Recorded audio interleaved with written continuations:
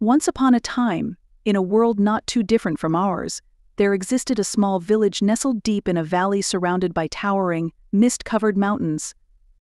This village was unique, not because of its picturesque setting, but because of a long-kept secret. It was home to the last of the SoulWeavers.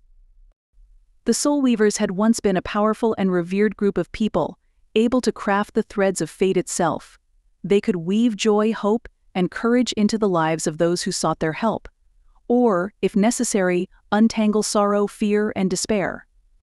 They were said to have been born with the ability to see the invisible threads that connected all things people, nature, the stars. But over the centuries, the art of soul weaving had dwindled, and now only one soul weaver remained, a young woman named Alicia.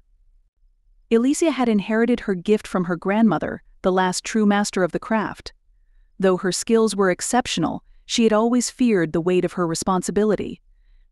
The village revered her, but Alicia felt like an imposter, unsure if she could truly live up to the legacy of the SoulWeavers before her.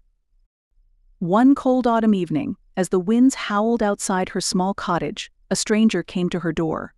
He was cloaked in black, his face hidden beneath a hood, and the air around him crackled with a strange energy. "I need your help, SoulWeaver," he said, his voice deep and somber. "There is a storm coming, a storm that will tear the world apart if not stopped." Alicia's heart raced. She had heard whispers of such a storm, one born from the unraveling of the very fabric of existence. It had been foretold in the ancient texts her grandmother had passed down to her, but she had never believed it would come to pass in her lifetime. "What can I do?" she asked, her voice barely above a whisper.